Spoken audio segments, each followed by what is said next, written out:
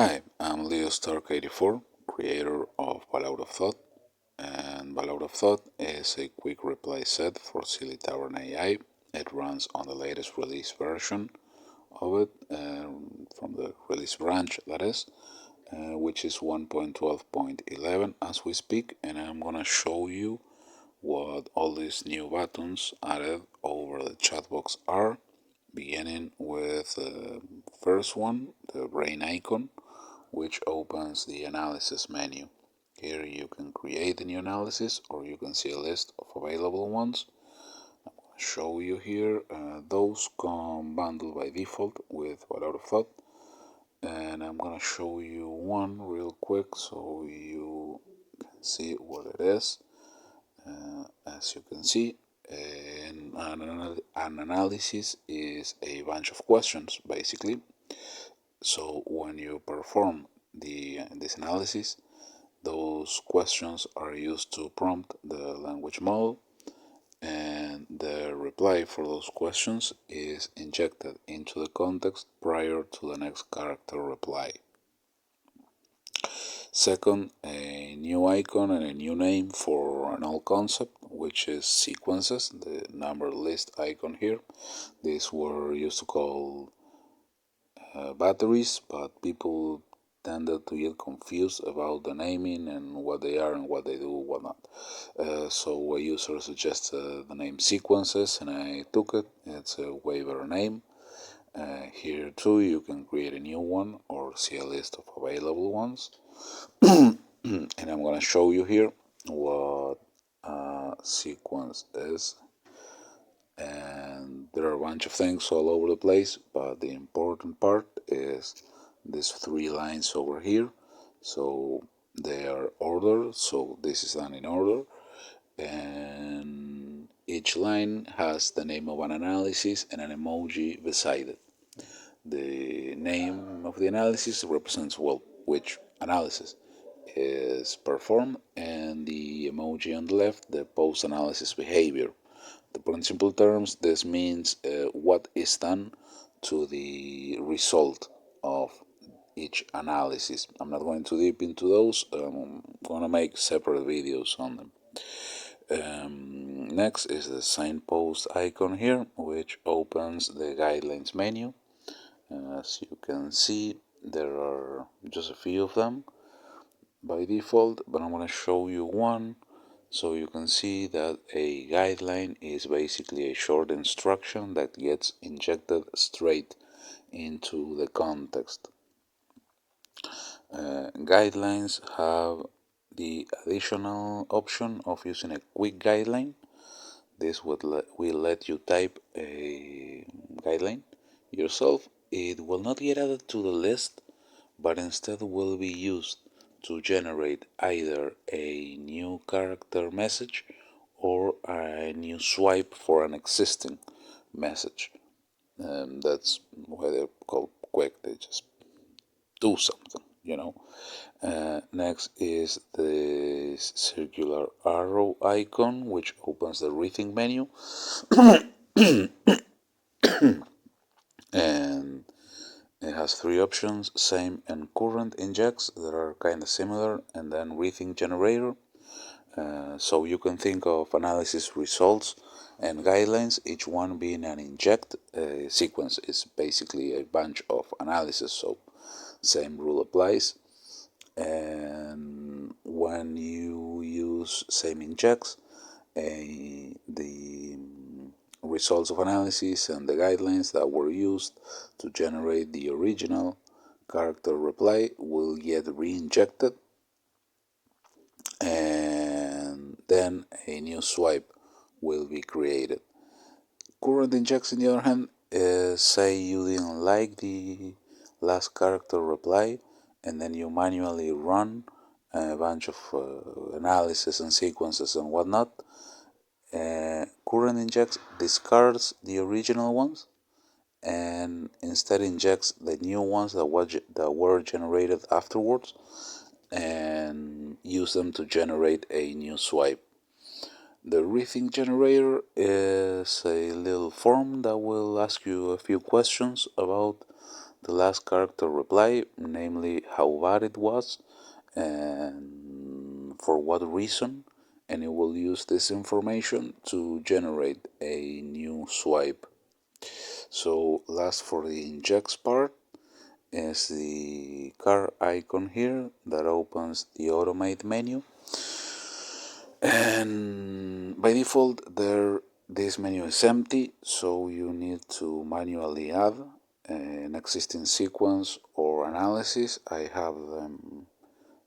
have created one already, and you can see it's a sequence because of the emoji on the left. Then comes the name of the actual sequence. You can go to the sequences menu to see what that one is, and on the right there are two numbers. The rightmost is after how many user message this triggers, and the immediately left one is how many user messages are left until it triggers. Like when running them manually, the automate menu will, when the analysis or sequence is triggered, it will inject the result after the last user message. Now, for an entirely different thing, there is the save or bold icon, whatever you call it, and it opens the databank menu.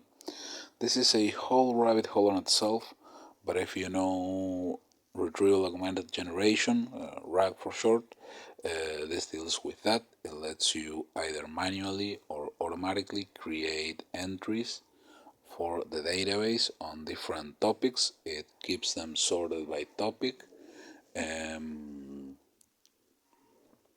and keeps all files with the same format, which you can actually choose in the configuration menu. I'm not going too deep. I'm probably making a video about this sometime in the near future. So next is the tools icon here that opens the tools menu, to no one's surprise, and here's a couple of tools, literally a couple, there are just two of them, at least for now.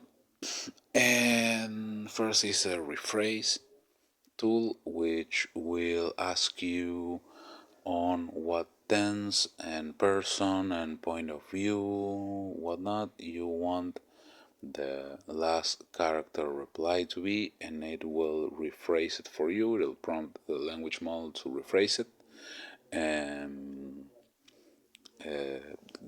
insert the rephrase version as a new swipe. Then there's the reverse prompt option tool that will basically ask the language model, hey, look at this, tell me what part of it you don't understand or you consider to be ambiguous, and ask questions about them. Those questions are then presented to you, and you're supposed to reply to those questions, which is the name. Why the name? Reverse prompt. It's basically the language model prompting the user and not the other way around, as it is more common. Then here is the cogwheel icon that opens the configuration menu. I'm going to explain real quick. Checkgens, mind read, as it used to be called. This one lets you see and modify or regenerate the results of analysis. It can be a bit cumbersome if you have a lot of them running automatically, but it is probably a good idea. The worse your language model is, the smaller or dumper the language model. Then comes the delay option, which is basically some APIs, as I got reported by user, rejected too many inferences in a short span of time, which is a problem because that's what sequences do, basically a bunch of inferences. And here you can specify a time in milliseconds. This will be a second and a half between consecutive generations. You can disable it by canceling here. Then comes the auto translate option with this uses Silly Tavern AI's translate extension. You need to have that configured. If you do so and enable this, you can enter analysis prompts and guidelines, and all your mind reads will be in the language configured in the auto translate. Useful if you don't grasp English very well. Then comes wrappers. These are basically analysis prompts and analysis results and guidelines get wrapped between a prefix and a suffix automatically. Here you can change, disable or enable them, and you can also edit the specific string that is used as prefix or suffix. Then comes all the databank configuration. Like I said, the databank allows you to keep all files with the same format.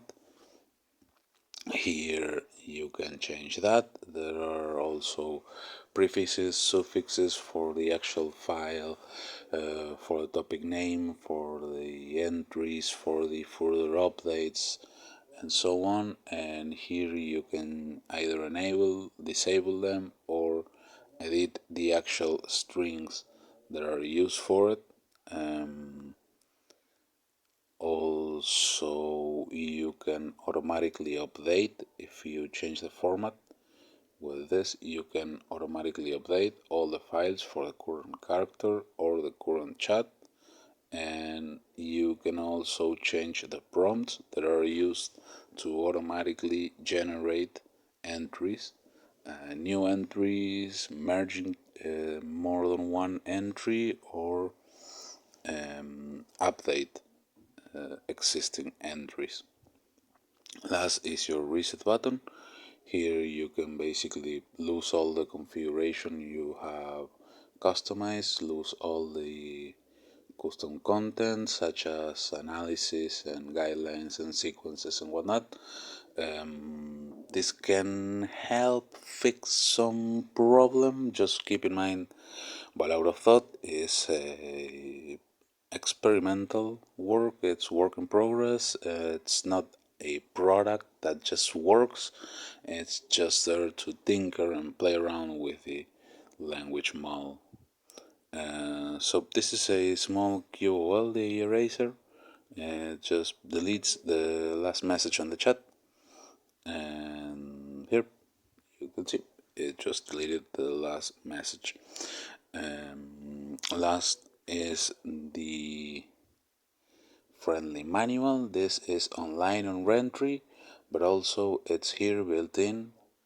The script here you have, for example, the entry for analysis, and this is structured with a definition up here of what analysis are. It's what I basically show you. Then comes the explainer for the menu that goes through each one of the many options of the menu, and last is a practical knowledge section, things that are useful to know when you use Balaur of Thought, but are really not needed to use it, but are like useful. All entries are structured this way, which is the best I could come up with. Yeah, that's it. This is what Balaur of Thought does. I'm gonna make a few other videos on specific topics such as analysis and sequences and data bank and whatnot. So if you find it interesting, I will see you there then. Goodbye.